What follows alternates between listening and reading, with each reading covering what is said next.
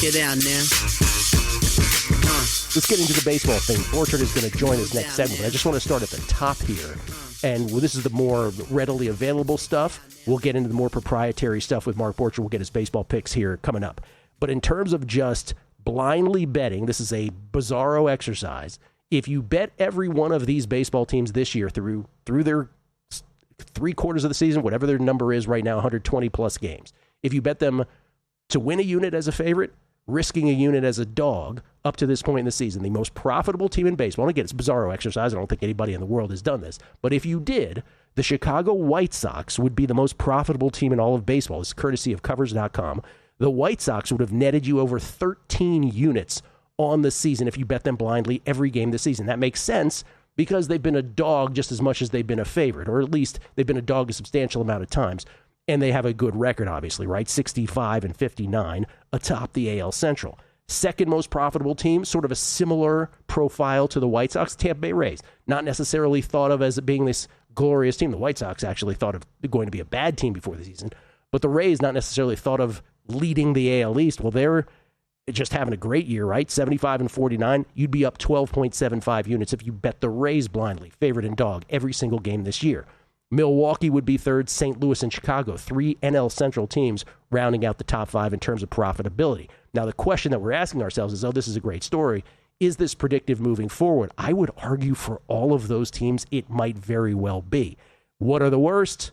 No surprise here. The Oakland Athletics would have hemorrhaged you over 22 units. What's noteworthy this year is you have a logjam at the bottom of this. Athletics would have cost you over 22 units, betting them blindly every game. And I would suggest if you're doing that, you're probably doing this wrong. Seattle, second worst, 21 units to the red if you bet them every game this year on the money line. Royals, 20 units in the red. Mets, over 19 units in the red.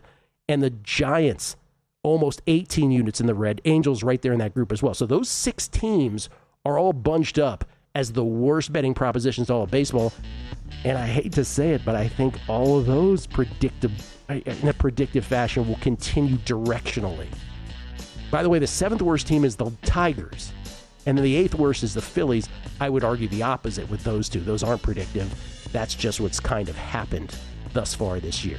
We'll get into run line. We'll get into first 5. We'll get into umpires. We'll get into starting pitchers. We'll get into first innings. We'll do it all with Mark Borchard next.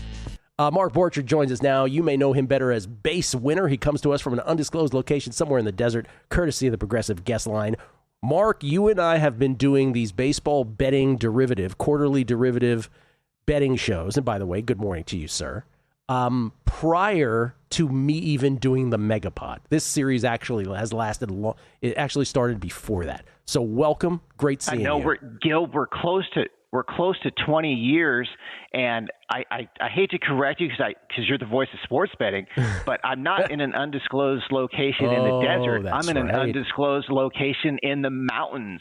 I am Basewinner Mountain Man. I like how the girls say it on Housewives, Mountain, So no, I'm in the mountains, and so it's a pleasure to do this show, and it's almost been 20 years, so that's cool. It's incredible. Mark Borchard, baseball geek, reality show watcher, aspiring hip hop star. All that pretty much covers it. Yeah. By the way, there's the QR code. Well, if you're married to a woman who watches Bravo, you've got to watch a little bit of that yourself. Otherwise you're not contributing to the relationship, Gil. If I could tell you how many episodes of 90 Day Fiancé I've seen in my life, it's pretty startling. I understand. There's the QR code for the Beating the Book podcast, which again is where these derivative shows are always found. Betting Dork before that, years and years ago. But there's the Beating the Book podcast, which we will put this on that feed. Back to the derivatives. I went through the money line, the best money line teams, and the worst thus far in baseball this year. Let's go to the run line, which, as I've said in every one of these shows through the years, the de facto power ranking, if you will. When you win big. When you lose, sometimes you lose very close, again, with the 1.5 line on the run line. The most profitable run line team in baseball per your numbers, Mark, is this is a runaway this year. I got the White Sox, Gil. On the run line, specifically? Oh, interesting. That's. Oh, no. That's what I have. I have them on the money line. On the run line, I have according to Covers.com, it's the Tampa Bay Rays by margin on the run line, who would be up 23.73 units on the run line this year. That's interesting that we would have that difference. And again, yeah, well, I'm looking. I stand corrected because I'm looking at the record. So the White Sox have the best record, but it goes for me in order of ROI. It goes Rays, Braves, White Sox. Yes. So they're all, and they're close too. So that's exactly what I have. I have Rays, Braves at the top of the run line rankings.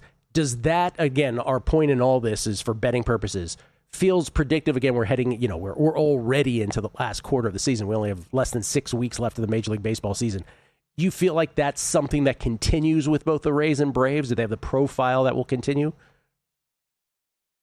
It's an interesting question, and I think one of the things that I do and I like to do is do the run differential for each team, and the White Sox for me are the 21st team in baseball. So no, I've thought that they were going to regress the whole time. I got a 4.25 runs scored per game, 4.52 runs against a game. And then if you're looking at Tampa, they're 7th. So I think Tampa's a legit contender. And then the Atlanta Braves are 5th in baseball. So 2 of those 3 teams, I think the White Sox are going to regress, Gil. Okay, here's the worst in terms of the run line. This is no surprise to me. According to Covers.com, and again, these will get more proprietary as we move forward. These are widely available. The Mariners, the worst in terms of money lost. If you bet them -1.5 whenever they were a favorite, +1.5 when they were their dog on the run line, they'd have cost you over 28 units, the Seattle Mariners. The second worst is the Philadelphia Phillies, costing you 26 units.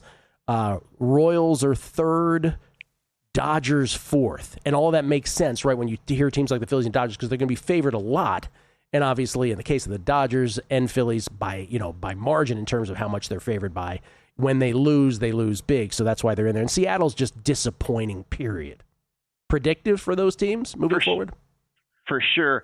Yeah, I think that it actually, for the Phillies, for me, the Phillies is surprising because, well, first of all, they're 10 games over 500. But, from a power rating standpoint, the Phillies for me are the number 3 team. So it goes Dodgers, Yankees, Phillies for me. So, and that's one of the, obviously I'm playing him tonight -1.5. I had him last night. Talk about good. I'll talk about bad. I had him last night -1.5. Didn't work out for me, but they won the thing.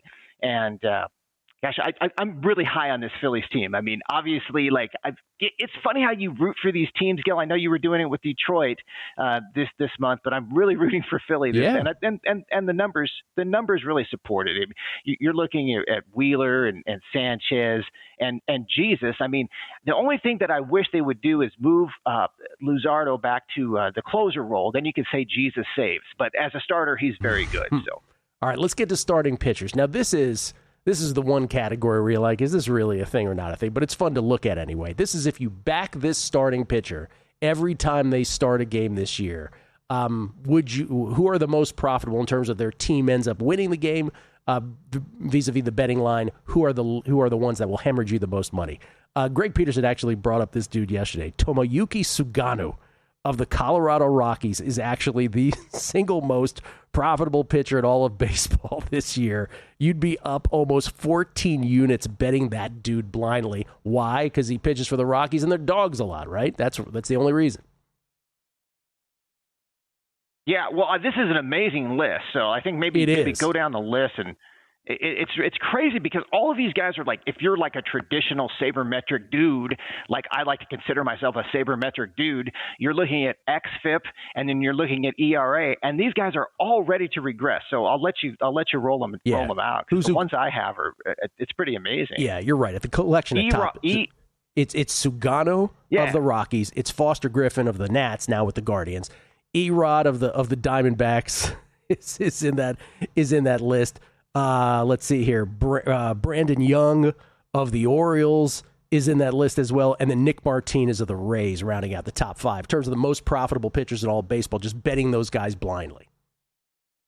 Yeah, for sure. Erod and Nick Martinez were on my sabermetrics most likely to regress all-star team. Wow. So obviously, yeah, I think it's really crazy because, and I've seen Erod pitch. I don't know how he's doing it. And you look at the the strikeouts minus walks, it's awful. Same thing with Martinez, and you play against these guys rather, and you just shake your head, because if you do it a certain way, and that K minus BB is supposed to be as predictive as it gets. So, and these guys are for predictiveness, they're predicting to regress based on all those numbers. By the way, the pitchers that have cost you the most, if you bet blindly when they started this year, Shane Baz of the Birds of the Orioles is the worst. The O's are 6-18 when he takes the hill. And then it's Tanner Bybee, Paul Skeens, because he's a big favorite a lot and he's not having a good year, Michael Wacha, Landon Roop of the Giants rounding out the top 5. Coming back with umps, first 5 and first innings next. It is a numbers game live at Circa Resort Casino, downtown Las Vegas. It's Gill Alexander. Mark Borchard joining me this morning. Mark has been with me for a better part of 2 decades now, at least a decade and a half, doing more than a decade and a half, doing these derivative shows every quarter of every baseball season. We've done these from a betting standpoint, again, with the sort of North Star of trying to help us with bets. We focus on specific pitchers in the first inning. We talk about teams in the first 5 innings. We're just trying to uncover some betting nuggets. And Mark, who you can find on Twitter at Basewinner, Basewinner.com for all of his tools, betting tools over at Basewinner, courtesy of the Progressive Guest Line. Mark, before we move on to umpires, which you have great historical data on, did you want to say anything about that bottom part of the pitching? Because I made the point before the break. Shane Baz of the Orioles is the worst, right? The O's are 6-18 when he's on the hill. Again, when it comes to starting pitchers, these are largely sort of just, this is funny to look at, because there's not a whole bunch to it because the pitcher doesn't control a lot with the rest of his team. But in the case of it, there is, of course, a lesson in the Paul Skeens of the world, and to some extent the Tanner Bybees of the world. Also in the top 10, Kevin Gausman, right? Big names will often every year find themselves at the bottom, because if the expectation for these pitchers in the market is that they're going to be large favorites and then their season ain't so good, this is going to happen with them. And Skeens is the poster child this year. Well, for sure. And if you look, that shows you how hard it is to handicap baseball, because Dodgers get Tarek Skubal. Well, what have they done in his games that he started? Well, they've lost every one. So it's one of those things. And I think with Skeens, I have some mixed feelings about it, because I still have him ranked in the top 20. You look at his game log over the last 4 games, and it's concerning. So, and that goes to show you, like, well, what do you do as a handicapper? Do you look at the last 4 games, or do you look at his body of work? And I think that as a handicapper, I think you got to kind of lean towards a larger sample. But and one thing about Baz, did you know? Other than I'll tell you the stats first. First of all, I have him ranked 67th out of 150 pitchers, so decent numbers. But he's got one of the best nicknames in baseball. They call him the Wizard of Baz. I think that's a good nickname, Gil. Worth noting. All right, we got to get to a bunch. Let's get to the umpires. Let me just give you this year's stats. You can tell us if this corroborates with your larger database historically on these guys. And again, this is great for totals bettors primarily. In case you're thinking of betting it over in a game and then you find out, oh, wait a minute, this under umpire is behind home plate. Maybe I'll stay away. This will take me off this game. Here are the most reliable over umpires thus far in baseball. What I mean by that is when they happen to be calling balls and strikes when they're behind home plate, these are the preponderance of games that have gone over in the ones that they are calling the shots here. Emil Jimenez, 9 of the 10 games that he's been behind home plate have gone over this year. Andy Fletcher, 8 of 9 over. John Bacon, 8 of 9 over. And Willie Traynor, 9 of 11 over. Let's give Adam Beck and Eric Backus some juice too. 8 of 10 that they have behind home plate have gone over. Hunter Wendelstedt, 9 of 12 over. We'll leave it at that. Those guys have, for whatever reason, I didn't break them down by ballpark, right, or anything like that, but them calling balls and strikes this year, games have tended to go over. Is that because their strike zone is the size of a thimble? Maybe it is. Anything of those cross-check historically that those guys trend over the years?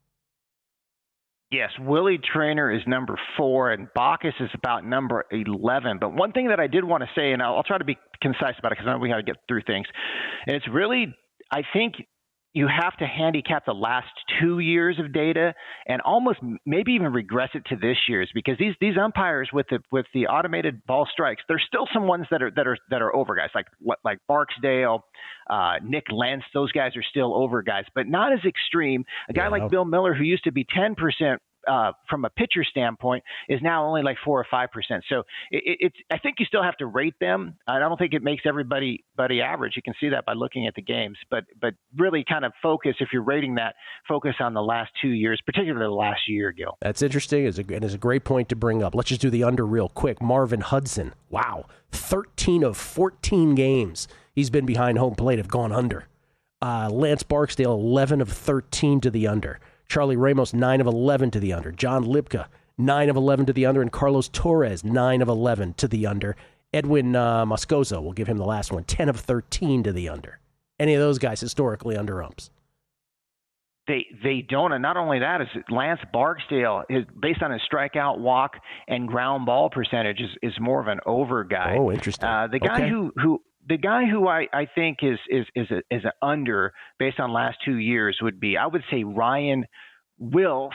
It's not Ryan Willis, because if you had like a bat, like a over, and the guy called a pitch outside the strike zone, you could be like, what you talking about, Willis?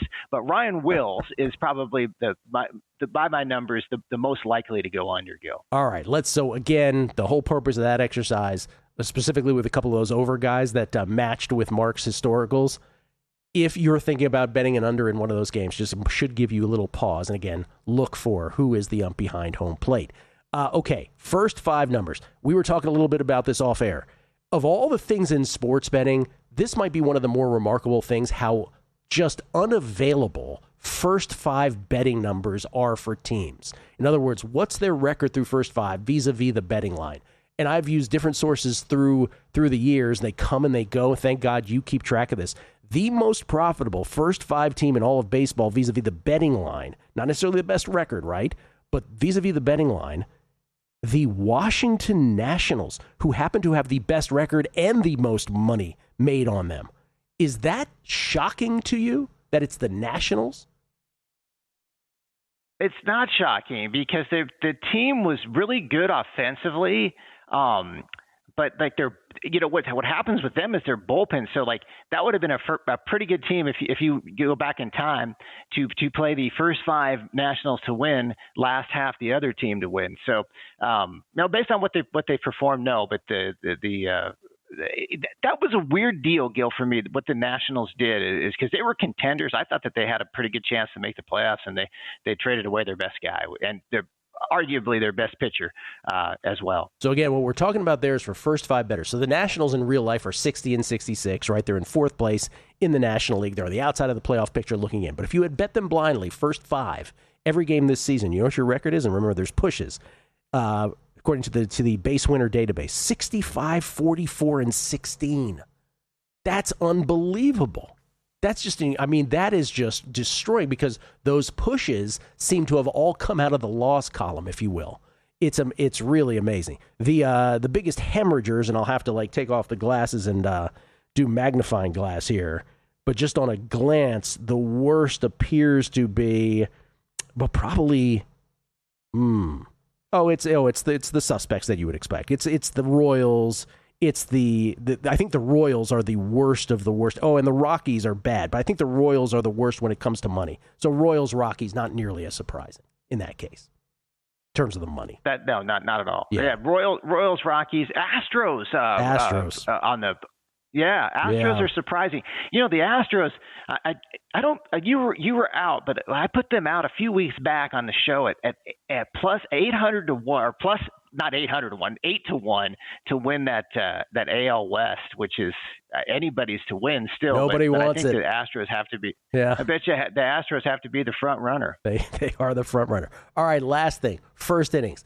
Jason Weingarten and I for many years bet first innings, yes, no runs. Then it became sort of this cottage industry of Yerfie and Nerfie. People made up the acronym on this. We didn't bet it this way, but some people are curious. Who are the best and worst pitchers when it comes to just their first innings? We just isolate their first innings. Opposing on-base percentage. The worst pitchers in all of baseball this year, first inning isolated in terms of opponent on-base percentage. Tetsuya Imai of the Astros, speaking of the Astros, the worst, but he's not starting anymore. Luis Severino out for the season. He's the second worst. And by the way, 473 OBP against for Imai. Severino's 459. Of the pitchers that are actually pitching now, Andrew Painter of the Phillies is the worst, 429. Kumar Rocker of the Rangers next, 415. They're the worst. Yeah. Yeah, Amaya, Painter, those are the suspects there. That's for sure. Yeah, Noah Schultz of the White Sox rounding out the top 5. In terms of the best, who are the best pitchers? Just isolating the first inning. This first name will be surprising, and then the rest of them you'll be like, oh yeah. The best of the best. Better than Jesus Luzardo in second, Parker Messick in third, The Miz, Jacob Mizurowski in fourth, Zach Wheeler in fifth, and Tarek Skubal in sixth. All 200 or less on-base percentage against in the very first frame. The best of the best, Cater Montero of the Tigers. A 141 on-base percentage against in the first inning isolated this year, beating all those big names. Interesting. That is so surprising. In the first inning, Ketter's not ketting around, Gil. I also have a Luzardo up there, and he's one of my favorite pitchers. So yeah. I think that's going to continue. If you watch that guy pitch, it's a real joy. One of those names, not like the rest. Mark, always fun, always interesting to look at, always appreciate it, and we'll talk to you soon. Gil, my pleasure. Mark Borchard, everybody, the best in the business. Basewinner on Twitter, basewinner.com for all of his handicapping tools and strategies.